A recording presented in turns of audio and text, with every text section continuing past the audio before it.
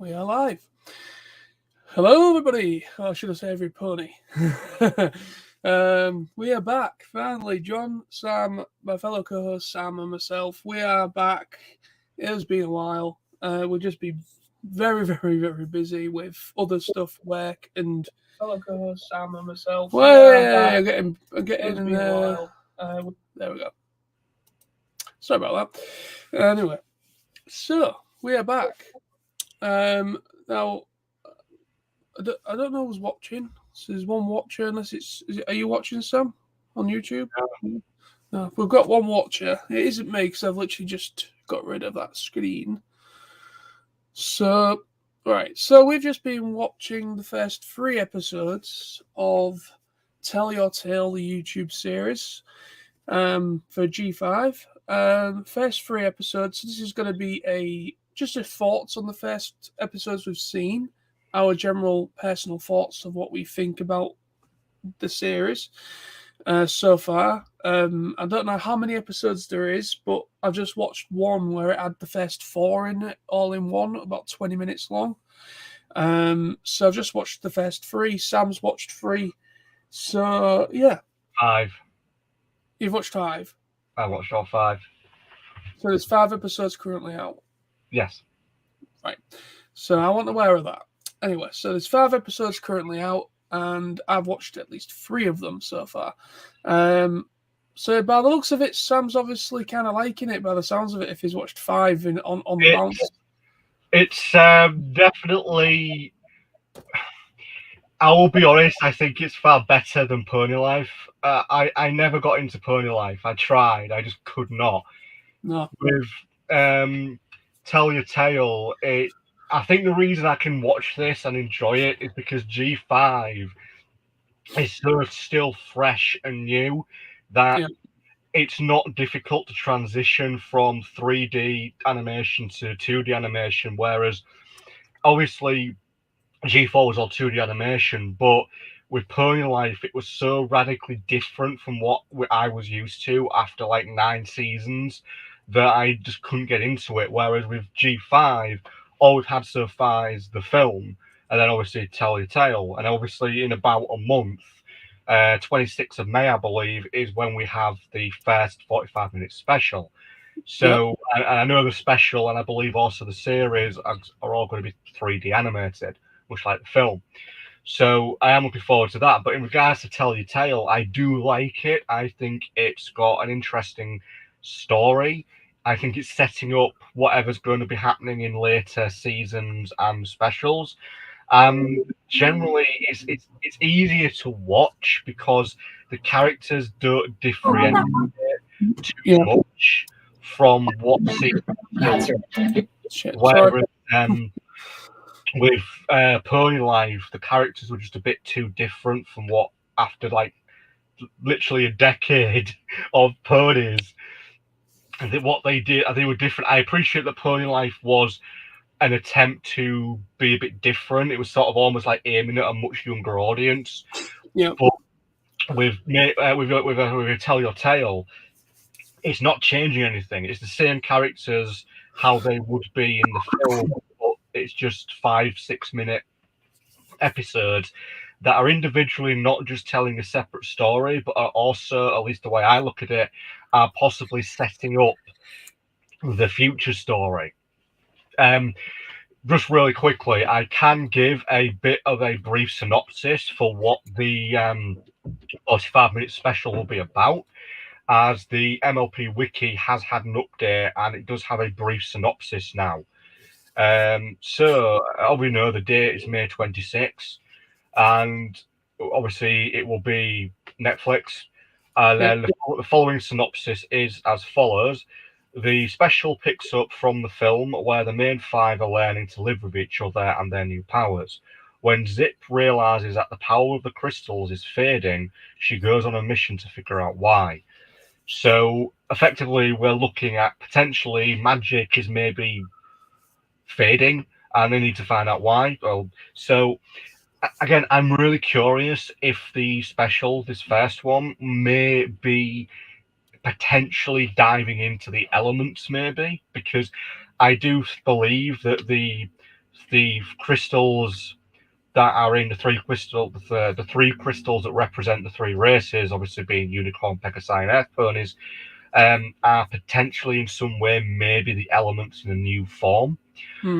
So I am kind of hoping that this special will be the first part of a longer story, perhaps going into detail about what happened with the elements, what happened to cause the fracture of the pony tribes, maybe even finding out what happened to the main six, where Twilight is, hell, maybe even Spike. So I think, yeah, we're going to see a start of a much bigger story. And I'm enjoying what's happening at the moment. I'm enjoying what the overall plan is. And I look forward to May 26th to see what the future will be. Yeah, same here. I mean, like I say, we both really enjoyed the movie, G5 movie, which we've already spoken about. I'm not going to go too much into that today, but we've already done like our thoughts on that, anyways. But I'm liking the direction they're going in with the G5, and even though I wasn't a big fan of Pony Life, like Sam said, I wasn't a big fan of Pony Life. I watched like 2 or 3 episodes, and I didn't really like it. But from looking at this one, Tell Your Tale, the YouTube series, my personal opinion on it is I don't think it, like Sam, it surprised me a little bit. The animation's a bit jarring. I'm not a fan of the animation style, but at the same time, I understand it's trying to rekindle that relationship with small kids, because at the end of the day, My Little Pony is centered around the young demographic, as well as we saw with G4. A much older demographic started getting involved with it, which was what would become the Brony fandom or Pegasus fandom, whatever you want to call it. So basically, what I'm liking with this is that what I like with G5, you've still got the essence of what made G4 special, where it's still, like with the movie, for instance, there was a lot of pop culture references that only a certain generation of people will know. Unless they're unless the kids that have been brought up with older stuff, and like for me, for instance, I was born in '89, so I grew up through the '90s, but I'm aware of stuff, musical artists, what have you. I'm aware of certain things that are 20, 30, maybe even 40 years away from me. What I mean by that is I wasn't born, you know what I mean? So I'm aware of certain things way above my age group. So you don't know whether that is probably the case when it comes to certain pop culture topics. Because like with the movie, for instance, you had a lot of movie posters. Well, I think there was a Terminator one and there was a Jaws one or something like that. And only so many small kids will really know what that's about. So I like that they're trying to keep and rekindle the older demographic as well as the young. It's good to keep that, because I get a Pixar vibe from the G5 stuff. I get more of a Pixar vibe with the animation style, the beautiful, vibrant CGI animation we got. I'm very happy that the Netflix series is still keeping with that vibrant CGI. By the looks of it, they haven't really skimped, I don't think, from looking at some of the screen caps that's been released in regards to the to what it could look like or what it will look like for the Netflix series. It looks like it's exactly the same animation style. And what I mean is quality. So it looks like it's the same quality. Excuse me, got something in the back of my throat. Anyway, so yeah. So what I'm liking that with Netflix, they've got the money to really put into anything that they do. You know, that they can really spend money in order to make something look good. It's not the only series that they've made fully CGI, anyways. There's been quite a few ventures, Japanese animation that they've helped work towards with Japanese animation companies in Japan. And also they've kind of like done some stuff which is more original. So they've worked with DreamWorks as well. So they have kind of helped. They've worked around a lot of the other, So I think Netflix kind of understand where they come from with CGI animation, and I'm happy that it's still keeping with that.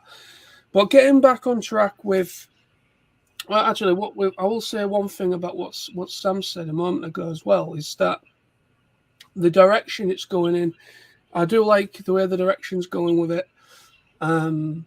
This series, the way it's going, with it just being shorts, I'm not too sure if it's 100% following the story since the movie. I'm kind of thinking this is just more bonus material. Kind of like what Pony Life was like, because Pony Life came out pretty much right at the latter end of G4, and it was kind of, you could say it was kind of G4 4.5. Some people dubbed it as, because obviously with like previous generations, you had Generation 3 and you had G 3.5 as well. So people were dubbing Pony Life kind of like a 4.5, which was kind of like bonus stuff with more chibified animation for the pony characters. And it was the episode lengths were a lot shorter for Pony Life. I think they were generally between 2, 3, and maybe a max of 5 minutes. It's looking like these are just a little bit longer by about a minute, 2 minutes for this G5 Tell Your Tale. But getting back on track with Tell Your Tale, my thoughts is I'm liking it. Animation, I'm not too fond of. But at the same time, I'm not taking anything away from it due to the animation style, because there's some stuff out there where the animation isn't as sharp, but yet the story still stands up. And there's some great examples out there where if you generally look at something, you might think, oh, that's a little bit odd. But yet once you start watching it and the story starts to come into its own, it starts to become more intriguing, and you stick with it. Because you could have something that looks absolutely beautiful, but the story will be just terrible. It's one of those things. You can only have one or the other, or if, in a very, very rare example, you have all of it in one package where you get beautiful animation and beautiful, great storytelling, and character development, which is all really what everything should be. But we don't live in a world with that when that happens. There is some stuff out there that is terrible. It's just the way it is. But yeah, just looking at, like I said, there's only 5 episodes currently out. I'm going to watch the other 2 as well. I might keep up with watching this Tell Your Tale personally. Other fans out there probably won't like this. Some fans might.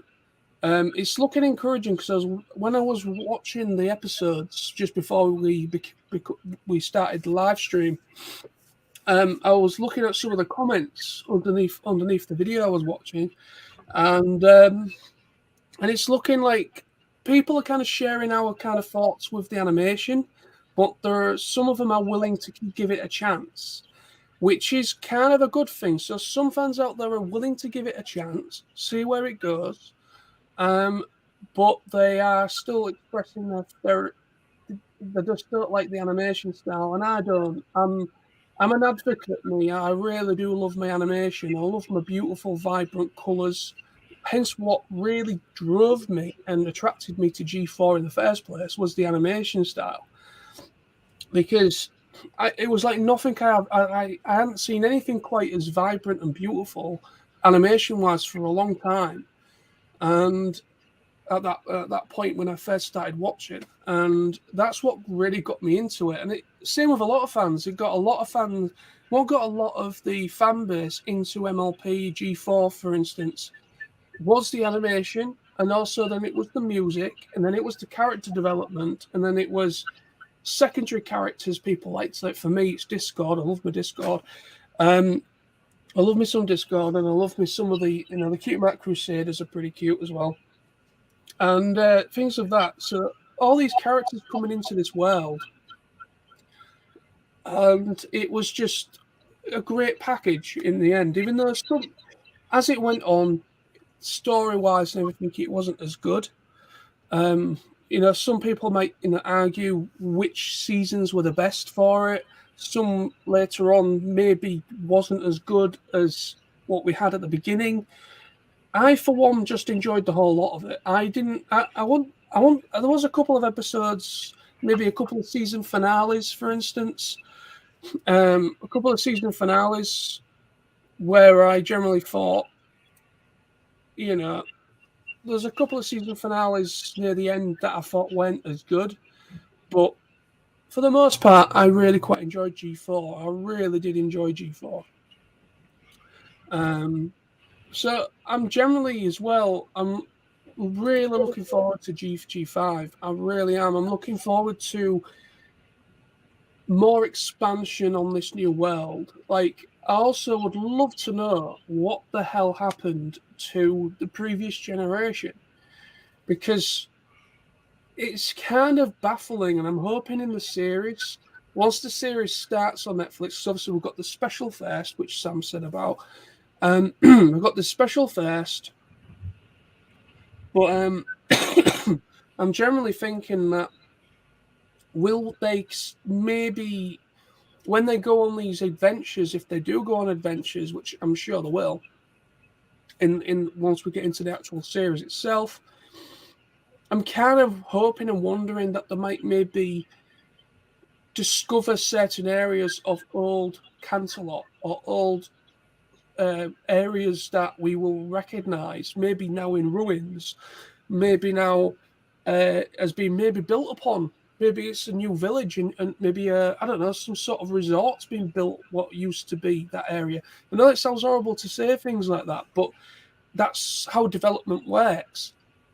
Sometimes, old historic areas are either left to become ruins and tourist attractions, or they are built upon, destroyed, taken away, dismantled, and then built upon with something else. And in this world of G5, it feels like it's more industrial than G4 in the way that they are, because they wasn't relying on magic as much, because the magic was gone pretty much at the beginning of the movie, and then the magic's only just come back. So all the Pegasi and all the other different races of pony, they are all coming together and they're just getting used to their magic again. And that's what I liked about the Pony Life series, is that in one episode, with the episode 3, which I literally just watched, I like how Zip is kind of being a little bit like the Rainbow Dash of this generation, where she's really, really good and gifted and very good flyer. And obviously she gives me the whole Rainboom thing, whether they're going to bring that back.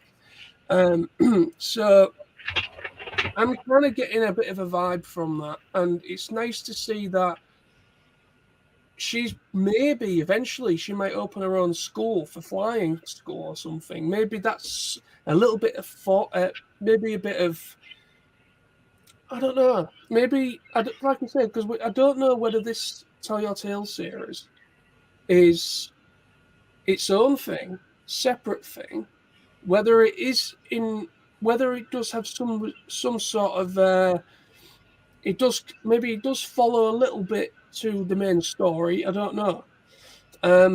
I've got this feeling that this is its own thing, more bonus material kind of stuff, more for small kids. And then once we get into the Netflix stuff with the special, 45-minute special, and then the series that follows later on in the year, maybe that will be its own thing, and that will be a proper sequel, which it will follow on from the events of the end of the movie. So, anything else you want to add to that, Sam, what I've just said? Well, I think it's very likely that they've got a lot of things planned out within the series itself, and obviously there's 4 specials altogether, plus the series, yep, whatever else planned out. One's a Christmas special, I think, and it'd be a Halloween special, no doubt, as well.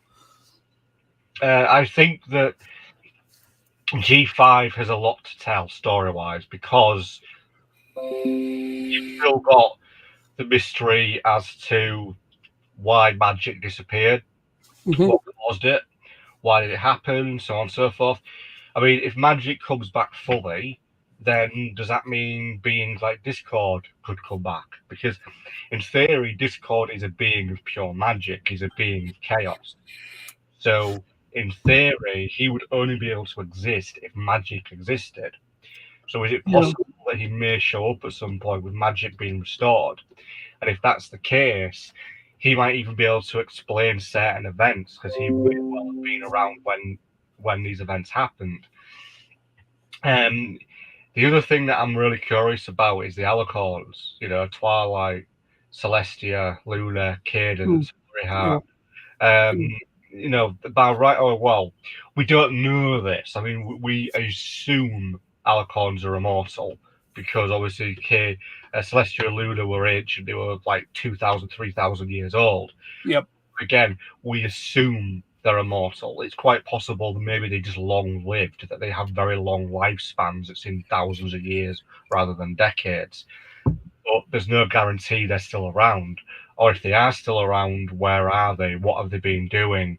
You know, it questions like that, because we know that G5 is set in it's set in Equestria, the G4 Equestria, but obviously possibly hundreds of years in the future. We know that Twilight and her friends were real because obviously the film itself touches upon them through stories. Yeah, through Sunny's father telling you about them, and you've got a lot of relics and old pictures and things like that in the lighthouse. So we know, yeah, they definitely existed at one point. So the next question for me, especially going forward with G5, is will the main six make some sort of appearance? Will we find out what happened to them? You know, is Twilight still around because she's an Alicorn? There's so many questions. In a sense, one thing I'm curious about is, was the rift that was caused, the loss of magic, the splitting of the three tribes, all that stuff, was that caused perhaps by the main six splitting up? What if something happens and the main six, like, I don't know, they're no longer friends, or something separates them all, and by them separating, it disrupts the elements of harmony, therefore disrupts harmony, magic, all that jazz in general, and that's what happens. Now, the only reason I'm going with this theory is because I know you've not read it, but Fallout Equestria is actually a really, really good example of this. Now, I'll keep this brief because it's a pretty in-depth story, is Fallout Equestria. But in brief, the events of Fallout Equestria are a result of a conflict, but the conflict is only half of it. The other half is the fact that the main six, due to the conflict that happens, are slowly pulled apart. By them being pulled apart, it basically corrupts the elements to a certain extent. The elements become inert. And after basically Equestria is effectively wiped out by the equivalent of nuclear war, the elements are basically left in the care of Spike, who's basically lives in this cave, and he's growing dragon and everything, and he looks after them. But because the main six obviously are now dead, but also pre that, before the war, due to them breaking apart and becoming, well, no longer friends, it caused the elements to become inert. So Spike spends effectively, I don't know how many hundreds of years, looking after the elements and waiting for the new element bearers to eventually arrive. But while he's waiting for them, the elements are completely useless. They're basically just they're just bits of crystal, really, that don't do anything. In a lot of ways, I'm curious, is the potential of the main six breaking up maybe a result of the magic fading from the wild, because something caused it to fade. Now, I know one theory was Discord, but I doubt Discord would, make magic disappear because he would erase himself. So that doesn't really make any sense. The only thing I can think of is either is linked into the main six and the elements, or maybe something else happened. I don't know. Maybe they came up against a villain who they just simply couldn't overcome, and the villain somehow managed to, stunt the magic. The villain did something. Again, that's another possibility. So I think we'll start to the pieces will be put together over the next year and into next year as well. I think the special will this coming special in May. I think that will give us possibly some clues as to what happened. And then moving on, the three other specials and the series will probably continue the story. But I think there's a lot more potential things planned in G5 that will become as a surprise to people. And I think it's very likely that if we're lucky, we might get to see some G4 locations. Because, for example, is Ponyville still around? Is Canterlot still around? All those locations, are they there? Are they in ruins now? Is something else built on them? I mean, I know the original theory for Zephyr Heights, obviously for the Pegasus City. The original theory for that was that was Canterlot, just it had become something else. But as far as I am aware, there's no confirmation that Zephyr Heights is or was Canterlot. I don't think it was. I'm thinking either the area that G5 is setting is potentially different. It's a different bit of Equestria, maybe. But I am curious if we get to see Ponyville or we go back to Canterlot. I mean, one thing I'd love, and this is really just because I really like the idea of abandoned cities, what if the main five actually found Canterlot, but it was just abandoned? Long empty, maybe crumbling a bit, but perhaps they end up exploring it and they find, like, I don't know, journals from the main six and references to things. That would be brilliant. I appreciate that probably won't happen because of budget reasons more than anything. But if we had something like that, something left over from the past, that would be so cool, and it would really give an ounce of mystery, because we don't know the reason why the tribe split. We don't know why the magic went away. So potentially we could find out through other means. Again, I'm borrowing that largely again off Fallout Equestria, because Fallout Equestria, one of the really sort of major parts of the story is when all the main characters eventually end up in the ruins of Canterlot, and they actually learn a lot about what sort of started the conflicts and everything, because there's a lot of information there. So I generally believe that it would be nice to see something like that, but whether or not we'll ever go to any of the G4 locations in G5, we don't know. But again, it's something I'd love to see, just to give us a history lesson, not just to new watchers who may not have seen G4, but to answer questions about what happened after G4 finished. Yeah, it would be nice to get some answers in regards to that. I mean, I understand that they've obviously referenced the G4 characters in the movie, which we know, as you said, they are indeed, there was real within that world. So it would be interesting, either in the series or if there was going to be a follow-up movie, for instance, whether they do kind of rediscover these areas, certain areas, and if they're maybe, I mean, the thing is with Discord is I've been kind of hearing a bit of thingy that he's potentially dead, because there was an image that got put around of one of Discord's horns that was like in the background of something in the movie, or something that someone found, and they said that's probably one of Discord's horns. And if it is, that probably means he's dead. I don't know. I mean, I've been hearing dead rumors for Discord, even though Discord is essentially power. But yet, if with no magic at all, if there's literally zero magic at all, there hasn't been for maybe a good 100 years or so, then would Discord be able to survive a world with no magic when he is essentially an embodiment of that magic?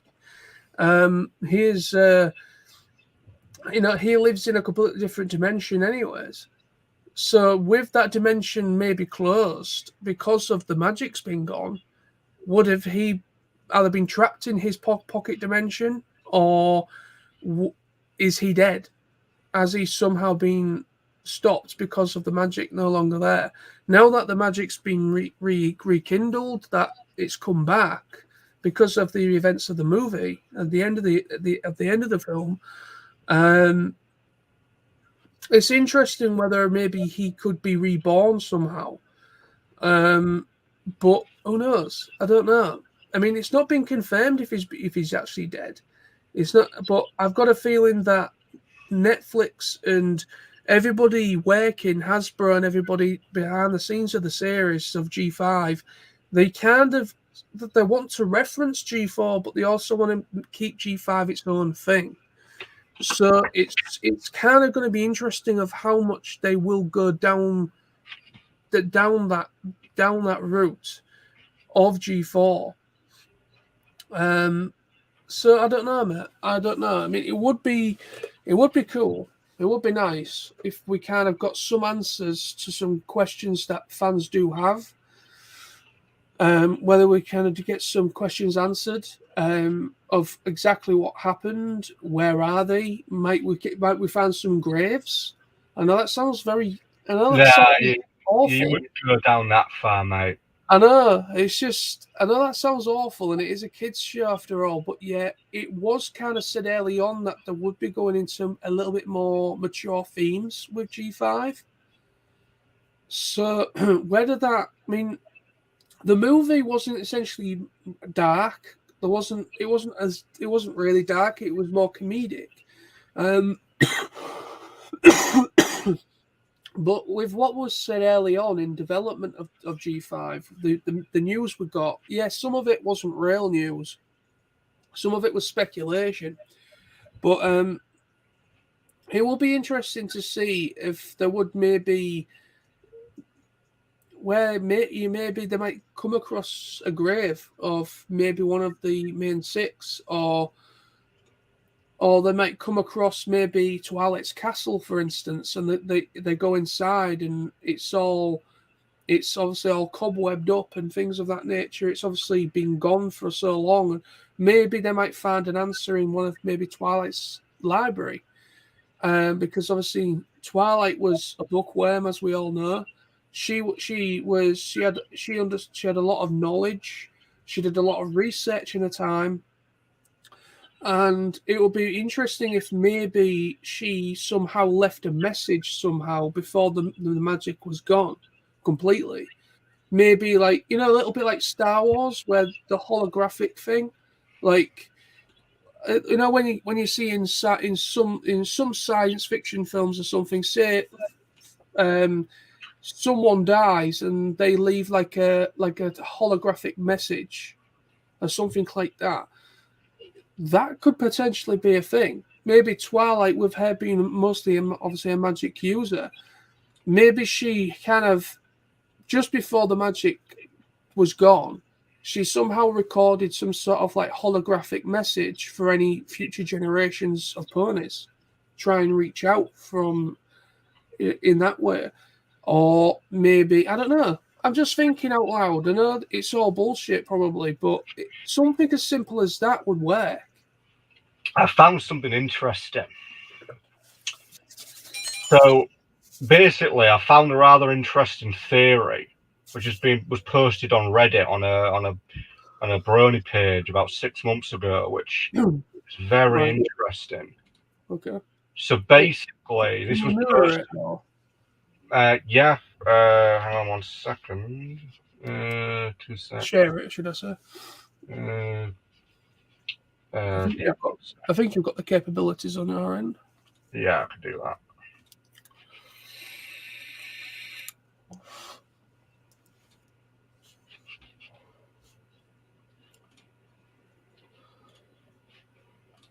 Alright, can you see me? I can see you, but I can't see what you've... Oh, yeah. It's there. I've got it. Right. Right, okay. So let me just flip over here. So this theory here, so the poster Sarah Monter Applejack posted this. I think I may have found the locations where G5 takes place.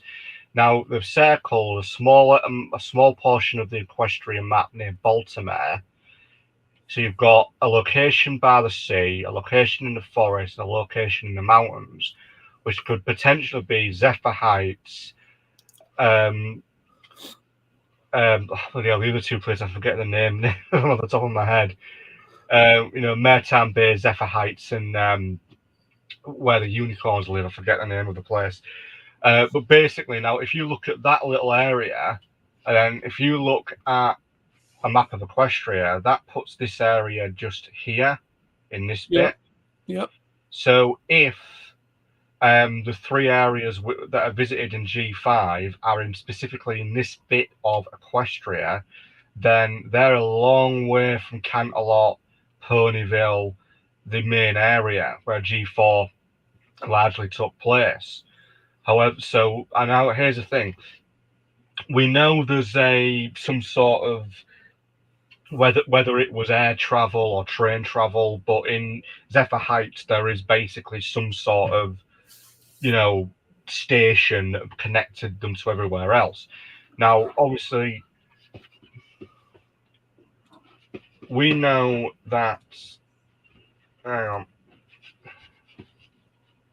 So we know. I'm just going to stop sharing here because I can't. There. So we know that the. What can I say? So we know that they're still in the generic same land. Yep. But the cities and towns have changed. Mm-hmm. So if there is potentially still or the remnants of a system that connects the rest of the lands, they can get to Canterlot, Ponyville, the other locations. Yeah. Okay. So if they can do that, they can travel further in, maybe even find other town cities, newer ones. Yeah, I mean, it will be interesting of what the series will cover. I mean, I don't know whether they're going to go down the route of villains anymore, but it would be interesting to see if they just go on like a big adventure, all of them together. Because, I mean, we can't really say too much with Tell Your Tale, the YouTube series. It's kind of the YouTube series. I'm generally thinking is going to be its own thing. Extra songs, a little bit like what they did with Equestria Girls. I think it's going to be not the human element's not there. I know that, but it's kind of going to be its thing where it's going to be like new songs, little adventures, little more child-friendly programming for a younger audience. So I think it's potentially going to be its own thing, even though it does kind of reference obviously it's the aftermath of the magic coming back of the movie, because if you notice as well, I forgot to mention, what's her name, Sunny, she now has a bit of rainbow in her mane, which I found was interesting. So that kind of references what happened within the movie. So I think it is kind of connected, but I don't think it's 100% connected. I think obviously the Netflix series is obviously, which it will be, whatever happens in the 45-minute special that kicks it all off, because obviously, as we all know, the 45-minute special is supposed to be kind of the connecting piece between the movie and the series. Then obviously there's going to be another special, which is, I believe, going to be a Christmas one later in the year. So there's going to be at least 4 of them, as we know. So it's going to be interesting to see where the series is going to lead. And also how much planning is there for future stuff with this series, because obviously the movie did very well. The movie did very well with fans. It brought in a whole new generation. A lot of people that were generally interested, that they maybe never really saw much of or anything of G4, but then when they watched the movie, it kind of brought that interest that G4 brought people as well. So it kind of brought in another generation of fans, that movie. So it did its job in that regard. And it also kind of rekindled the passion in some fans that have been there with G4. Oh, speaking of fans and stuff, there's been some interesting news for this year's PonyCon. Oh, yeah. The voice actor for Starlight Glimmer will be there. Ooh. And that's the first time, to my knowledge, I've ever had a cast member there. So that's going to be interesting. I do want to go again this year. You need to come. If I could get the money together. Get the time off. Me and Lawrence have gone. And like the 3rd member of Bronies UK, I know Lawrence hasn't really been on many videos, but he is a member. So if you could come, that's all 3 members, mate. That's true. I mean, even if I can't, I don't. Well, it's only a Saturday Sunday thing, isn't it? Yeah. Even if it comes to it, I could just come up as a weekend thing, because I don't work Fridays, and then but I'd have to be home on the Sunday to go to work on the Monday.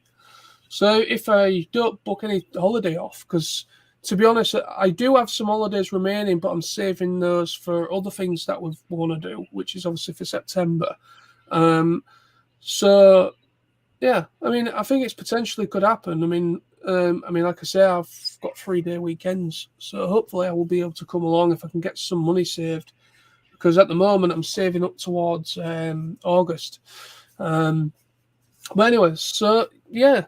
So that's interesting that we're finally getting a voice actor at UK PonyCon. About time, if you think about it, because I think there's only another one in there. Is it the one in Scotland that does cast? Yeah, Gaicon, I think it's called. No, there's another one. There's actually 3. There's one in Manchester as well. Oh, right. I forget what it's called. Griffin Isles. Mm-hmm. I've never been. I was actually planning on going last year, but I just couldn't afford it. It was just a bit too much to really go. But I would like to go to Griffin Isles one year. I mean, what I might do one year is maybe not go to PonyCon, go to Griffin Isles instead. But yeah, I wouldn't mind to go to Griffin Isles one year. But yeah, there's 3. There's Alicorns, which is another one. It's in Scotland. I mean, just in the whole thing of MLP conventions in general, there's loads now. But I think the reason why a lot of the ones that are going, like PonyCon's been running for nearly 20 years. And I think the reason why PonyCon is still running and is still going, largely is because of G4 and then G5, but also because with it being such a close-knit community, it's able to sort of run itself. And now, no disrespect meant to the people behind BronyCon at all, by me saying what I'm about to say. But I think with BronyCon, I think part of the reason why it sort of died, at least based off the research I've done, is partly because it was 3 things. One, it got too big, and as a result, they struggled to find effectively staff members to run it.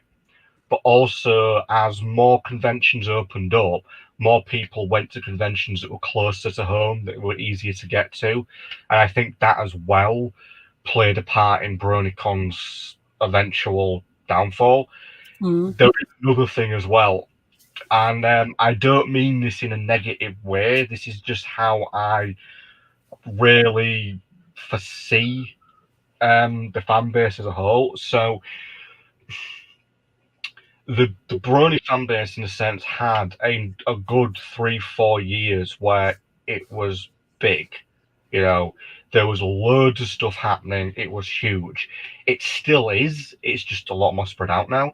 And I think one of the sort of downsides of BronyCon was that as the as things progressed, I think there was a, a percentage of the fan base that sort of hung back and moved on. Some for personal reasons, some because for whatever reason they just decided they wanted to. I am aware of at least 3 people on YouTube who at one point were very big Brony centered channels who have left. Some for personal reasons, some for health reasons. I know at least one Brony YouTuber who posted a video up basically saying that they were leaving the fan base altogether and were going to shut down any social media stuff, including YouTube. There was a lot of debate. I can't remember this person's name, but there was a lot of debate for quite a while that this person might have been having issues on the grounds of perhaps friends or family knew about him being a Brony, and as a result, he was perhaps getting a lot of stick for it, a lot of issues, and he decided to pack it all in because he just simply couldn't cope. It was a theory. I mean, I don't remember the person's name because this was several years ago now, but I just remember that I was somebody I followed, and one day there was a video up stating that he was basically leaving the fan base and he was going to shut down, and he did about 3 days after he posted the video. His YouTube account shut down. So unfortunately, that there has been people that have left. Funnily enough, sometimes you see people on Facebook as an example, because of the Brony groups on there, you'll get random people mentioning, they saw an advertisement for this thing, but they're not part of the fan base anymore. I mean, people move on. That's fine. That's life. But I think in the long run, I think there's 2 types of Bronies. I think there are casual Bronies like you and me. Then I think there are hardcore Bronies who are much more entrenched in the fandom and the franchise. Now, I don't mean any disrespect by saying that. It's just how I view the fan base. Whereas the fan base certainly is not going to go anywhere anytime soon. I just believe it's had its golden years. Potentially it could come back with G5, but I think that there was a point in the early days of BronyCon where the fan base was at its true peak of creativeness. There's still a lot of really good creative Bronies out there. I'm not denying that. But I think there are creativity within the fan base that existed during the first 3-4 years that I don't think we would ever get back. There's just some people out there that were just immensely creative. And, there's been creative differences, there's been personal reasons, but I just think, in a way, the fan base, where it's still strong, it's not on the same level it would have been 6-7 years ago. And, it's a sad thing, but ultimately, life moves on. I think ultimately G5 has definitely increased it, because at PonyCon last year, I ended up talking to one of the sort of volunteer organisers for it, and he told me that quite a few people he'd spoken to on the Saturday morning, a lot of them honestly said this was their first MLP convention, and the only reason they were there was because of the G5 film, because they'd watched it, really liked it, just done a research into MLP in general, and then discovered there was a whole fan base to it, and that there was a little independent convention just down, just next door in the next town kind of thing. So they're gone. So yeah, anyway, G5 definitely brought in more fans. So I'd be interested to see whether or not we could have a resurgence. And I do know there is a lot of want for BronyCon to return. I also know, just as a bit of a random fact, there's actually a group of Bronies who every year travel to basically the exhibition center in America where BronyCon was held. And they do it every year on the dates that BronyCon would be held. I'm generally, you never know, it could come back. I know there's been talk about it maybe coming back, but I think it largely depends on what the next year or two hold and whether or not there's enough interest. Yeah. So time will tell. Well, that's it. That is one of the things that, you know, it's all about interest. It's all about word of mouth. And if there is still interest, I mean, there is potential it could come back. It all really depends on just how much G5 really launches it back into popularity again. Because I generally think, obviously, the reason why, unfortunately, BronyCon did finish, as we all know, was because it was like dwindling attendance, I believe, and also stuff where it was getting expensive to run. Because I think they were saying that they'd lost a lot of attendance over the past couple of years of doing it, and it was getting very expensive as well. They did, yeah. Hang on, I can. Right, if you go with sort of how it all began. So obviously the MLP series, G4 series, started in 2010, as we all know. So the actual all the information about BronyCon is fully available here. So I literally just read it off real quick. So like the very first, was to be fair, BronyCon itself didn't even technically exist within the first year. So the very first meetup they had was June 25th. It was just for one day, 2011, at the New York Seminar Conference Center in Midtown Manhattan. Literally, there was only 100 people there, and the guest of honor was a person called Cable, who was the founder of RainbowDash.com. Then later on in September, same year, 2011, in Chinatown, Manhattan, they had another meetup, which was 300 people. And they had two guests, one being Sean Scoletro, who basically he runs a blog and stuff that like dedicated to ponies.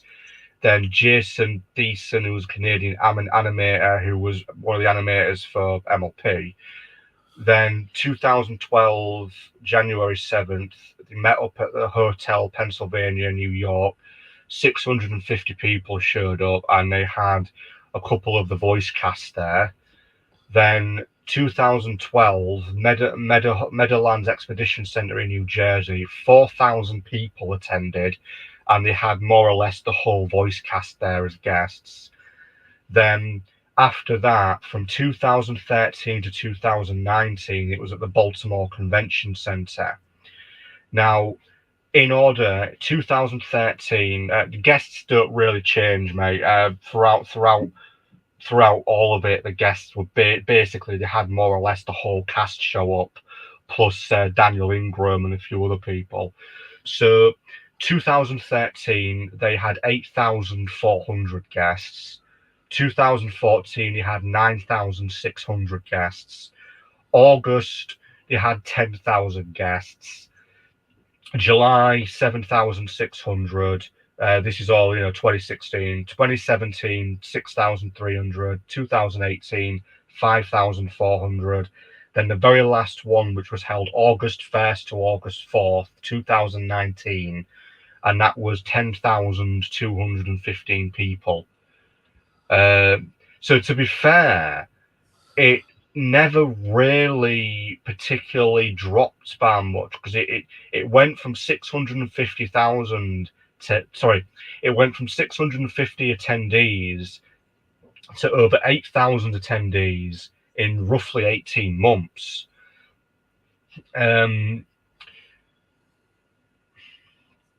don't. There are reasons why it ended, and it's all sort of up in the air as to why it ended. I mean, we could probably do a little, have a look.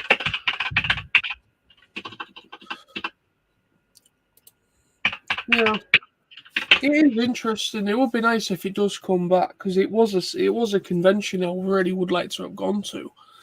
I think I don't know whether it might have been a simple matter of location. Maybe it was just too far for people and too expensive for people to go. Even in America, because certain places in America you need to get a flight there and back and all that. It's not necessarily can just drive there. I mean, you could drive there, but it will take a hell of a long time. But it's all this kind of thing. But I think, no, it's one of those things. I don't think we really will ever get a 100%. Well, I mean, the person in charge of it, who the chairman of it, I think it's Shia Goldberg, stated, "Fading enthusiasm and a desire to leave everyone remembering what BronyCon was at its best was the primary reason to end the convention." There is actually a video that I haven't got around to watching it yet, but it was an attendee who went to the final BronyCon, and they've actually done a rather long video where they just discuss the fandom as a whole. So that should be interesting to watch. But the reason why it ended is largely down to dwindling numbers, as it basically states. And if you actually do look at the numbers, they did have a 10,000 people were at the 2015 BronyCon, but then it does start to drop. 2016, 7,000, 2017, 6,000, 2018, 5,000. I get the impression 2019 could have been less than 4,000, and the only reason it was 10,000 was because they did announce officially it was the last one. So a lot of people went just because it was the last one. As the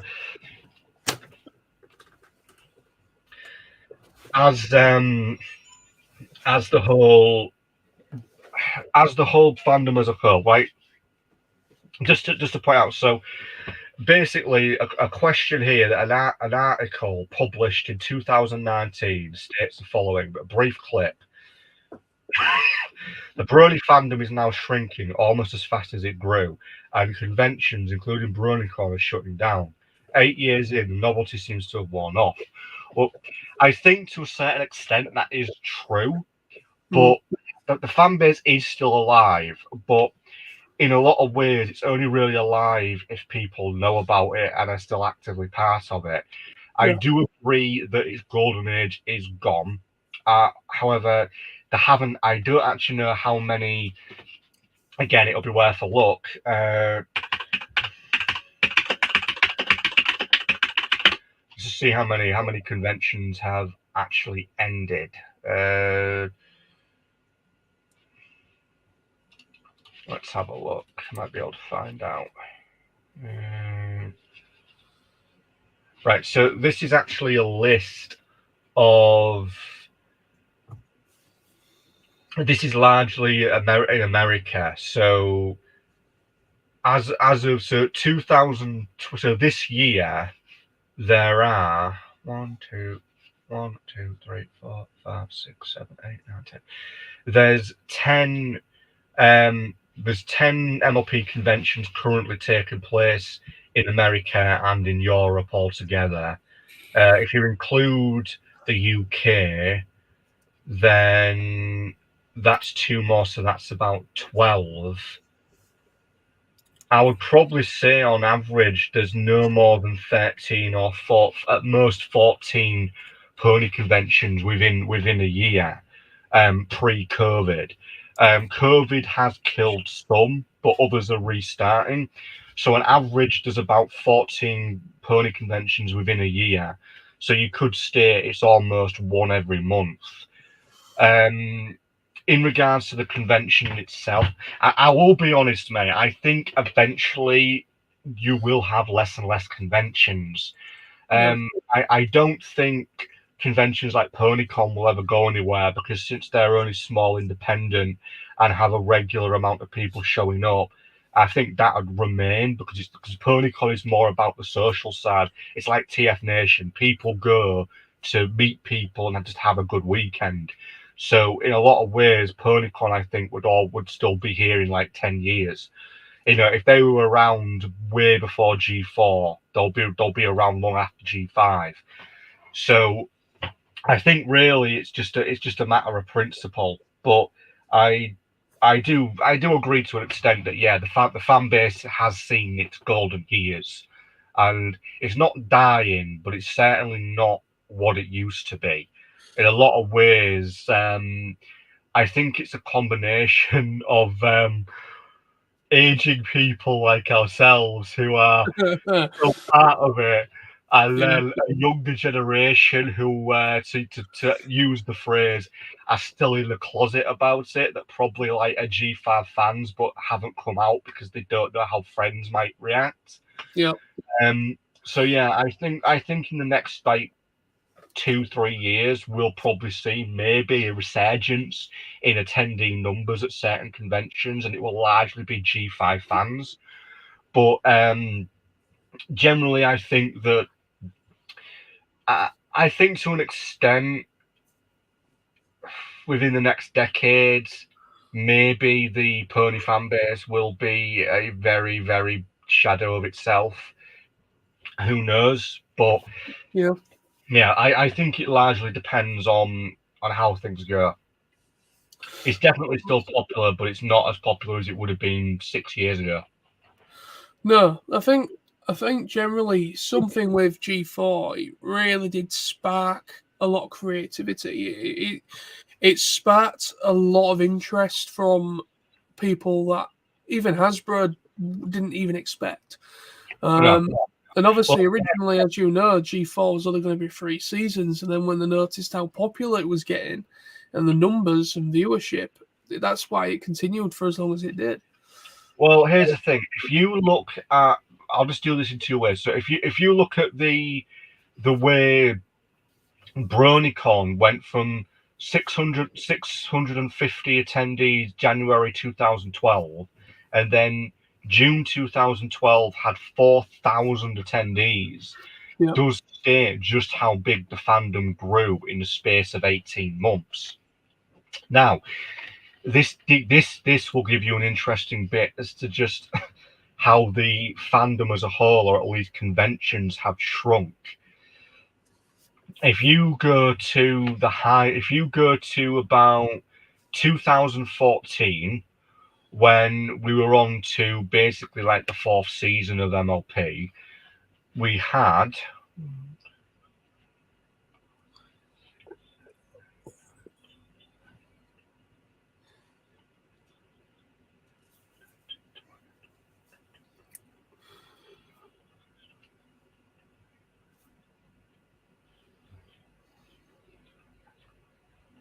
there were 39 MLP Brony conventions in America alone.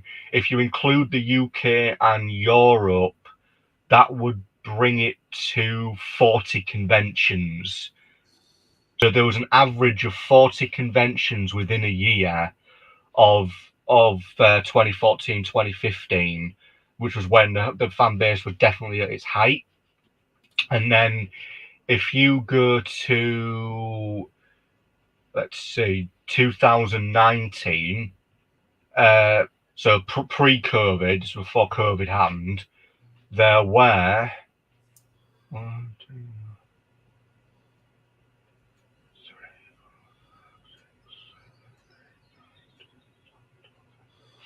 there were 14. So at height, there were 40. And then about 4 years later, 4 or 5 years later, it was down to 14. Wow. So you think 40 conventions in a year, and then roughly 4 years later, it's only 14. Says a lot. It does. I mean, out of interest, are any of these conventions still going that were sort of running I know that one is. That one, obviously, that one isn't. Let's have a look.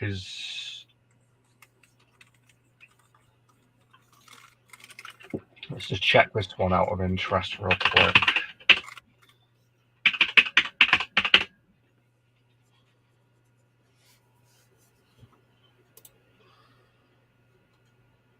Yeah, that's still going. Babscom, that's still a thing. Yeah. So, yeah, so, like, I think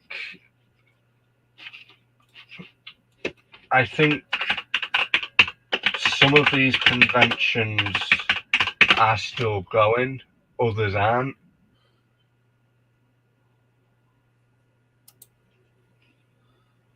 Yeah, another one called Crystal Mountain PonyCon that ended in 2018. So quite a few of these conventions, I think, are long gone. They don't really exist anymore.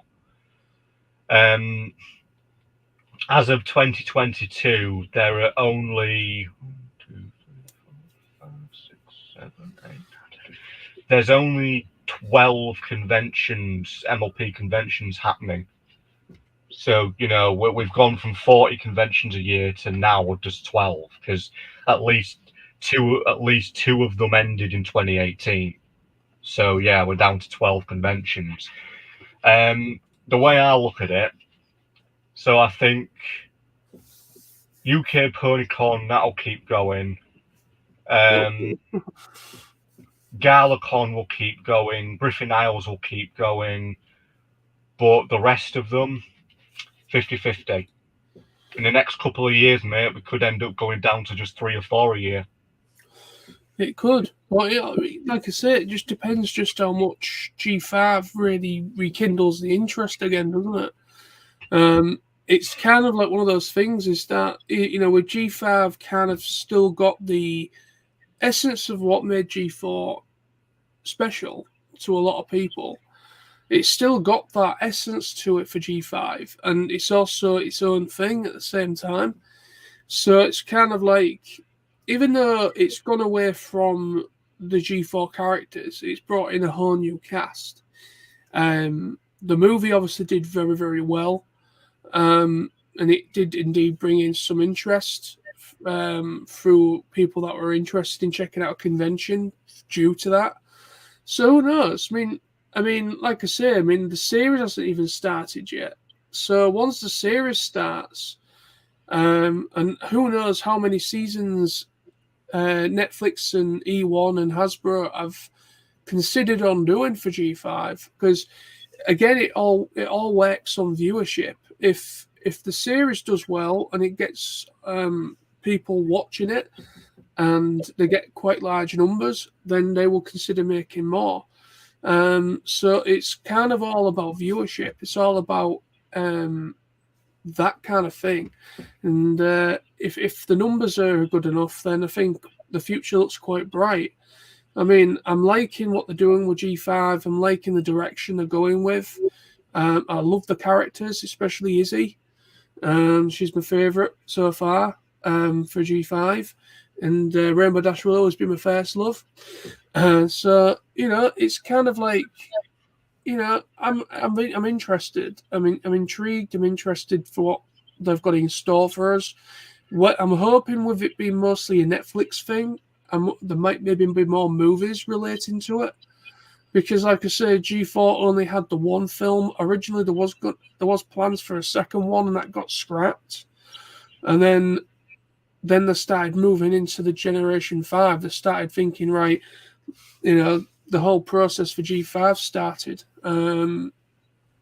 instead. But no, I mean, I'm generally interested for what the future brings. And in regards to what this stream was about, I'm definitely going to keep watching this Tell Your Tale, just out of curiosity more than anything. Also, one more thing before we finish tonight. What was your thoughts on the voice performances for Tell Your Tale, the YouTube series? Oh, I like the voice performances. It was very similar to the film. I felt like they got the characters right.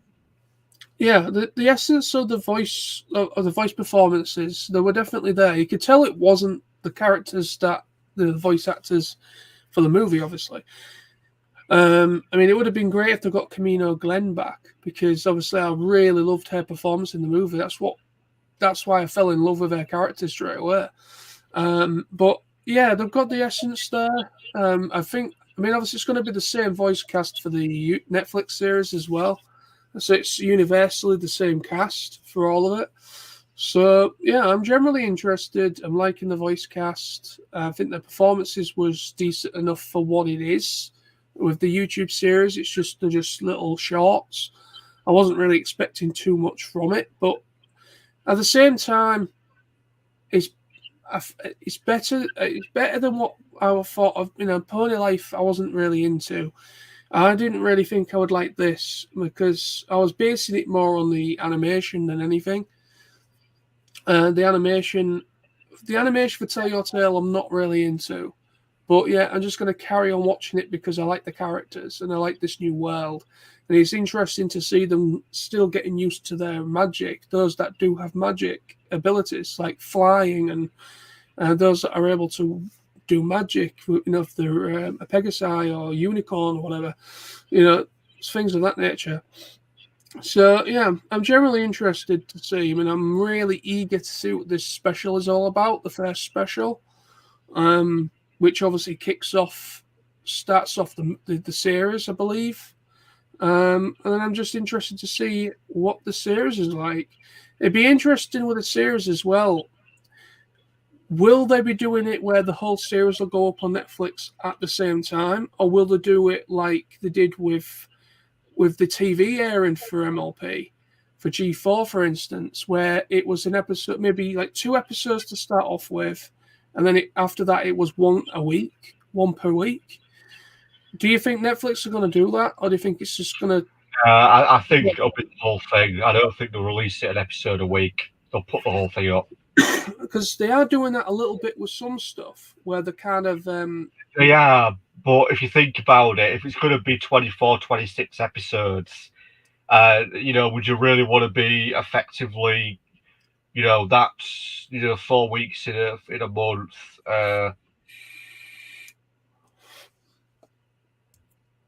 That's roughly almost 6 months. Imagine literally dragging out a scene 20, 24, 26 to like 6 and a bit months. No, I don't think they'd do that. Maybe not. I mean, unless they maybe release so many, maybe half the series, and then release the other half later on. They sometimes do that as well. I think they'll do the whole thing. Maybe.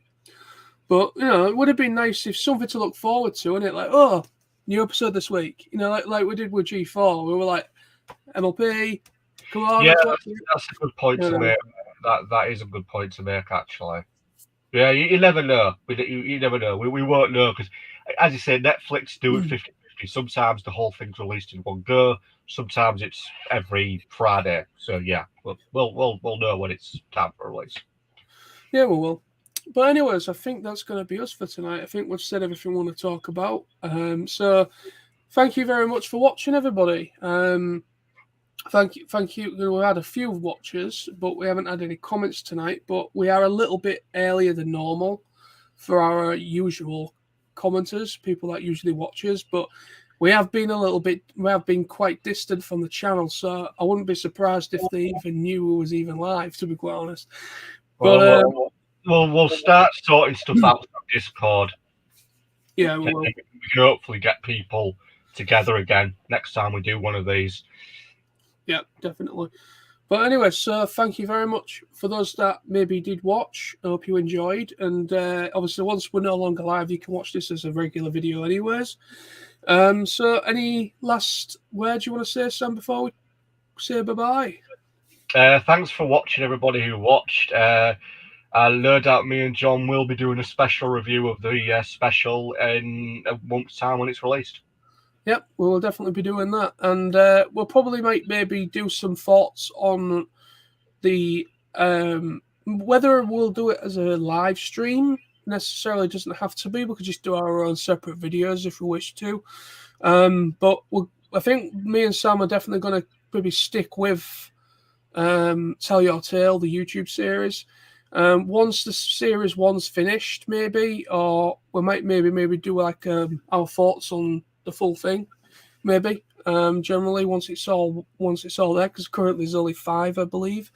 So, but definitely we'll be doing some sort of thoughts on the special, and obviously the series that will follow from that as well. So, thank you very much for your patience. To those that watch us quite a lot, thank you very much for your patience. Thank you very much for sticking with us. Thank you for your comments. It's always great to see great comments and people getting involved. So, until next time, stay awesome. Enjoy your ponies, and we will see you soon. Bye, everyone. Take care. Give us a comment down below, just so we know you're all well and alive. Yep. See you soon.